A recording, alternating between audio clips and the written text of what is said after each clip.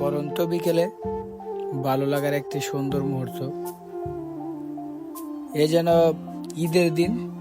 আর আসলে ঈদের দিনের মতোই মনে হবে না কেন, কারণ মানুষের যে উচ্চে ভরা ভিড় ভিড় দেখে মনে হচ্ছে যে আজকে ঈদের দিন, বা সপ্তাহে যে একটা ছুটির দিন পরে শুক্রবার, আজকে যেন শুক্রবার, মানে এরকম ভাবে মনে হইতেছে মানুষের এত ভিড় দেখে।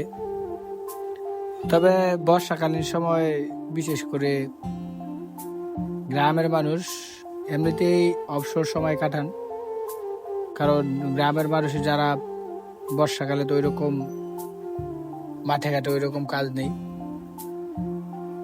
তবে আমাদের এই করিকান্দি ফেরিঘাটটাতে আসলে কতটা ব্যস্ততম একটা রাস্তা, একমাত্র এখানে নিজে না আসলে কখনো বোঝার মতো নয় যে আসলে কতটা ব্যস্ততম এই রাস্তা। অল্প একটু এদিক সেদিক হলেই, ফিরে আসাটা একটুখানি বিলম্ব হলেই দেখা গেছে কি মানুষের উচ্চে ওরা ভিড়, গাড়ি যানজট লেগে যায়। তবে ফেরি চলতেছে দুইটা, কোনো কোনো সময় তিনটা চারটাও চলে যখন গাড়ির অতিরিক্ত চাপ থাকে। তবে ফেরিও নির্দ্বিধায় আমাদেরকে সেবা দিয়ে যাচ্ছে।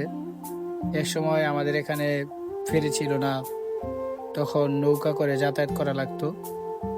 এখন ফেরি আছে, এখন আমরা চাই একটা ব্রিজ, যেটা ব্রিজ হলে আমাদের দুই থানার মানুষের ভাগ্যের উন্নয়ন হবে।